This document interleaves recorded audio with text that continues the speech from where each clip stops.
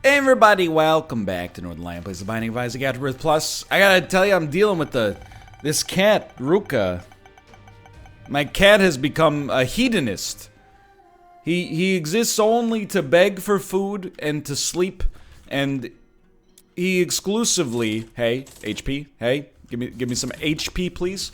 When it comes to sleeping, and it's cute, don't get me wrong, but also is very annoying.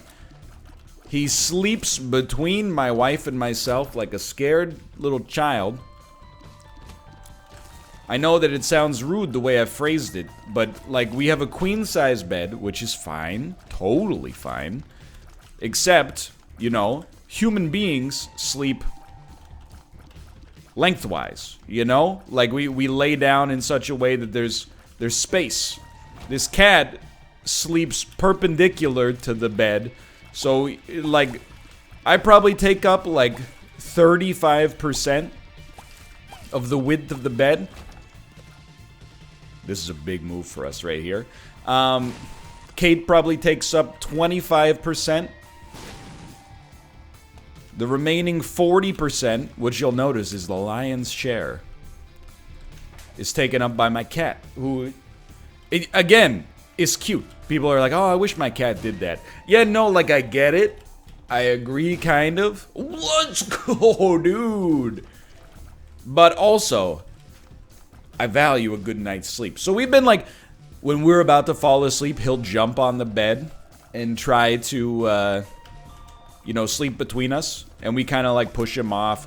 We'll push him, we'll put him like onto his scratching pad, or, you know, we'll put him down by my legs or something like that. Wouldn't you know it, every night I wake up at like, you know, 4:30, 5:30 a.m. My man has jumped. What do you turn on the freaking printer? What are you doing? He's crazy. He just turned on my printer. Why do you own a printer? It's called Business, sweetheart. Look it up. I'm telling you, he's a hedonist. Apart from exclusively pleasure seeking, when it comes to his sleep, aka somnambulatory comfort, he spends all afternoon begging for wet food. After I give it to him, he leaves me alone. Why don't I give him the wet food faster? Because I'm trying to make sure he's at a healthy weight. Cats aren't motivated by the same thing human beings are motivated by. He's not fat, like, I mean, he is heavier than the average cat. He might be a little fatter than the average cat, but he's the most muscly cat I've ever seen in my entire life as well. But at the same time, just relax, dude. Just chill out. This is a spiced room. It's not super spiced, but it has a little spice coefficient because of the champions. The real dream here, because I did take 2 hits against Steven, which should not have happened, but, well, that's not what I was looking for. We can't actually afford to open that, in my opinion. If we get one more key, we can, but I really want to go to the shop to buy a spirit heart and preserve our own existence. I hate that all we got left here is a big room, but I do have to acknowledge, I did it to myself. If we hadn't been hit so much against Steven, this wouldn't have been a concern, but for now it's concerning. Yes, thank God for Capricorn. I mean, we can play that game all day long. If it wasn't for Capricorn, I think we'll just buy this. If it wasn't for Capricorn, you'd be dead. Yeah, well, if it wasn't for Capricorn, I would have been much more attentive during the boss fight. Yeah, well, if it wasn't for, you know, you get the idea. If it wasn't for the fact that I play this on keyboard and mouse, I wouldn't have been hit in the first place. That doesn't even make any sense. Yo, this is an incredible get. Cat, hello. What are you doing? What is going on here? He's perched and looking under the door frame. I don't believe there's anything on the other side of that. I'm sorry. Sorry to this man. Come on, give me the reroll. Oh, baby! To be honest, though, I think this is not that good. So we're going to buy a half-price key and move on. Car battery, Book of Belial just doesn't work, I think. Hello, my son. Have you decided to nap? No. He's decided to explore under the desk and get lost in the nest of cables over there. He's a master of attention. I will feed you at the normal time. You should be thankful. If I were a worse pet owner, I would just feed you right now, and you would stop bothering me. You would start to become a cute cat again, who would have an amazing nap in the box next to the computer desk. However, I want to make sure you're eating at the same time every day, so we're not overfeeding you. It's really my own desire to be a good pet owner that is leading to my punishment. Is that fair, Ruka? Is that the joke? Oh, bomb, please. Hey, the squeaky wheel gets the grease. Not every time, but sometimes. Anyway, today's Monday. It's a good day. I went back to the gym today. No blizzard anymore. Feels good to, I won't make myself seem like I'm further along than I am. Feels good to get back into the routine. Still gotta run a little bit more, but to be honest, like, the last time I ran, I gave myself tendonitis of the Achilles, which is, I don't think it has to be reoccurring, but it's one of those things they always tell you, like, when you start running, start slow. Because, your heart, your legs, the muscles in your legs might be able to handle the cardiovascular load, but, some of the tendons that are not used to that kind of abuse, they can take a little longer to come up to strength. And I said, good advice that I'm going to choose to ignore. And then even now, it's like a week and a half later, and my Achilles is still a little sore. So I'm going to go back to it, but I'm going to take it, obviously, here, but I gotta recognize I am still young, but old enough that is unwise to be reckless with your personal health. You know what I mean? You think this can work for us? Like, yeah, getting some jogging in strikes me, and I think I'm just gonna roll this in the future. I like Book of Belial, but I think we can get a better situation out of... Oh, we don't need to be on this floor anymore. I think we can get a better situation by having diplopia in the future. I want to run, because I want to do some form of cardio, and it's the most convenient form of cardio, because you don't need any equipment for it. And also is helpful for, getting that calorie deficit a little bit finessed, right? But, at the same time, I don't need to be there right away. I can afford to be a little slower with it so I don't, injure myself for, quite literally no reason. It's a lesson that has taken me some time to learn, I'll admit. Let's finesse this. I know I'm using the term finesse a lot. We got the ladder, and we got wooden nickel. For the cost of diplopia, that's a pretty bad return on our investment. But hey, man, who dares wins? I want to be the guy who takes that risk. So, if you take risks and they always work, then they're not risks. You got to work on your risk evaluation, because you think you're taking risks. You're actually taking the surest bets of all time. I mean, I don't think there's any inherent value in taking a risk just for risk's sake. But what am I talking? I don't know what I'm talking about. Okay, we're just talking. You know that song? She talks crazy talk. It's one of those ones where I hear it on Canadian radio now and then, and I'm not sure if it's a Canadian song. Like a puppet on a string, she can move, she can... Hold on, this is where you pull out the Google Assistant. I keep the thing on me. She talks crazy talk. This is a song called... It's Chilliwack, which is a city in British Columbia and also a band. And it is Canadian. The YouTube thumbnail for this song, which is clearly not a music video, but anyway, it has a Canadian flag on it. So yes, that is a Canadian song. I have previously been asked, and now why do you ask if a song is Canadian? That's why, because that's one that probably not really making it to American radio is my guess. Crazy Talk by Chilliwack. Every morning there's a Halo. This would have been a much better Diplopia. However, you can't bet on this happening. You know, you can't bet on that 30% chance of a deal with the devil. Probably should have gone that way first, but that's okay. Apart from that, you know, last Monday, I had just come back from being out of town for a few days, and, you know, the holidays had been more recent as well. I wasn't behind on my work, but I was not ahead. And not being ahead is a foreign thing for me in that regard. So for me personally, last week was pretty busy, and it was also really good. This week will still be pretty busy, but I'm kind of ahead on work. And I love being ahead because it affords you the opportunity to be more creative. So, you know, instead of having to knock out the stuff that we absolutely have to knock out, I'm hoping we can work on some new styles of content. And you will be content with them, hopefully. Although, I will say, did make 2 tier lists last week. I ranked almost every item in the grocery store.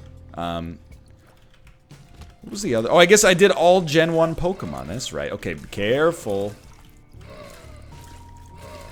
So I'm posting, and it has already been uploaded for now, for sure. Or by now, for sure. But, I made a, like a channel checkup video. The state of the channel for January 2020. I'm just gonna repeat one of the things we said in that video. If you want to know more, you can always watch that video. It's the one where my face is huge, I'm sure. Anyway, I'm not becoming a tier list channel. But the way I see it, the tier list is kind of, it plays to a strength that I have, which is the ability to endlessly talk about nonsense and somehow make it engaging for a subset of the population. So, eventually, those are going to stall out. I'll have ranked, you know, as much stuff as I want to rank, and then you could always be like, cruciferous vegetable rank. Nah, you know, you get to diminishing returns when you go to the well too often.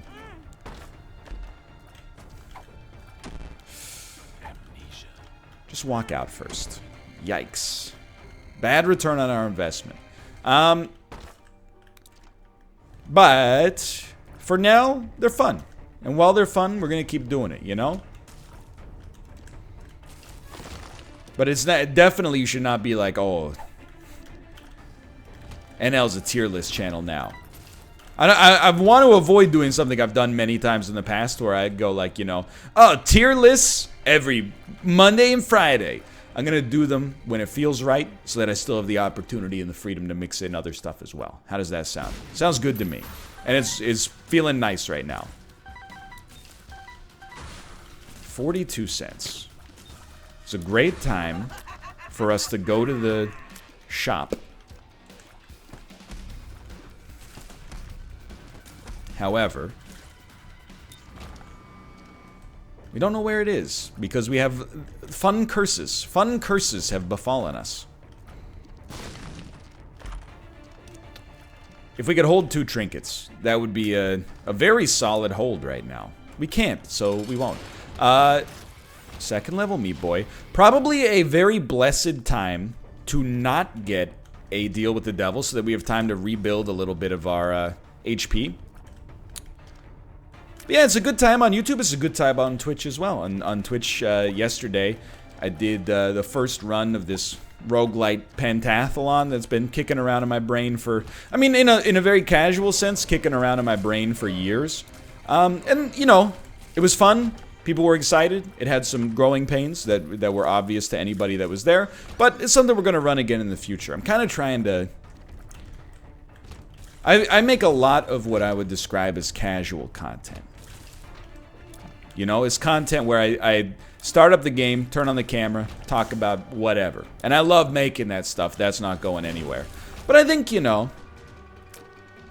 Honestly, I think I'm happy with my flies right now. I think it's also nice from time to time to try to create more like, you know, special event style content.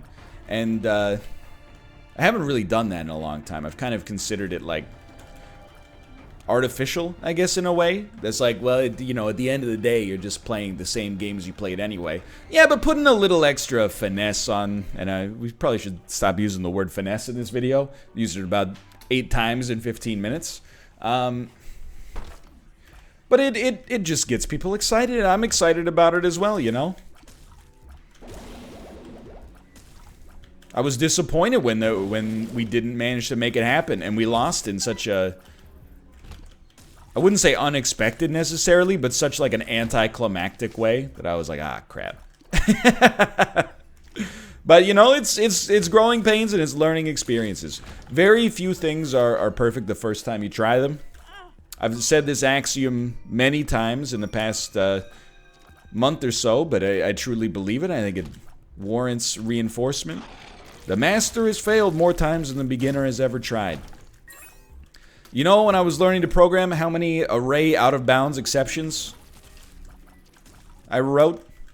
How many times I was off by 1 on a for loop? Why don't you just use a for each loop? Hey, not every programming language has a native for each loop built in, okay? If you're using old school C++, you gotta like import the algorithms library just to... Look, okay, we don't have to get into this. It's been a while as well. I don't know. C++ might have introduced that in like C++ 8, which is a long time ago now. Anyway, regardless. I'm just saying. If you're gonna try new things, you're gonna make mistakes. If you don't want to make mistakes, sure. Just never do anything new. And I know that sounds like a negative, but hey, if what you've got right now is working for you, accept it. This reminds me of another Canadian song by Bad Company. If you don't like what you got, why don't you change it? If the world is all screwed up, rearrange it. Then they say raise a little heck, raise a little heck, raise a little heck. That one I don't know. I'd prefer if you didn't, to be honest. So we're gonna get a deal with the devil here. Oh, I thought in my head. Oh, this is some solid sauce, dude. In my head, I was like, that's the prayer card. It's not the prayer card. Don't be a fool. Okay. I want to use the Dagaz rune as much as possible on this floor, and then I want to take the Emperor card with me. And I mean, this is your easy finesse, like win 17 or whatever. Oh, good use of that. Win 17 or whatever we're on by now. Pretty, I don't want to say cheesy. It's a very safe way to guide this run into victory, but I'll take it, dude. I will take it, and I will be thankful to do so, to be honest. You love to see it. You don't love to see it that much. But yeah, you know, to try new things. And it's the time of the year when you try new things as well. Judging by the fact that the gym was extraordinarily busy today, I'm assuming a lot of people still on their resolutions. Keep it up. The squat racks were... There's only 3 squat racks at my gym. When I got there, nobody was using any of them. And I was like, oh, not very busy today. Very nice. Within like half an hour, it was pandemonium. Everybody wanted one. For the first time ever, I had a dude, he tapped me on the shoulder and he said, hey buddy, I think that there's going to be a lot of people wanting these squat racks. Could you just give me a wave when you're done? And I said, yeah. It's the first time in the Big Brother house anyone has ever tapped me for an alliance. And I said, you know what? I think this could be mutually beneficial because now I got a dude at the gym that if I need a favor in return, I can always be like, hey, squat rack dude. I don't know what favor I would ask, but I'm just saying we're moving up we're moving up the social hierarchy at the gym, boys, one day at a time. Yeah, why not? Because also then we can just take this for free, and we'll grab this, and we'll grab this. No. Honestly, were any of these items worth much for us, I would take them and fight a wave just to teleport out, but we don't really have to. None of them are meaningful. And you might say, NL, is it fair that this man should get priority to your squat rack just because he asked you? As far as I'm concerned, I feel like the answer to that question is yes. Because, for one, squeaky wheel gets the grease. And for two, it's not really like a first come, first serve basis for the squat rack to begin with, to be honest. It's really who happens to be in the area at a given time, who happens to not only look at it, but be like, okay, I think that previous guy is done with it. You know what they need at the gym? Is like a red light, green light system on machines, squat racks, treadmills, etc., etc. Now, I hesitate to say it because people will not use it properly. They will forget and my entire system will fall apart. But in theory, it's a great idea. When you're using a squat rack, you hit the button, it becomes a red light. Please do not use the squat rack, it's spoken for. As soon as you're done with it, hit the button again. Now it becomes a green light, it's good to go. However, people already can't use the gym properly and it's even less comprehensive than that. You know, it's a simple thing that is done poorly a lot of the time. Please just, thank you. I'll take it, of course, but I'm telling you that I think that would be a good system.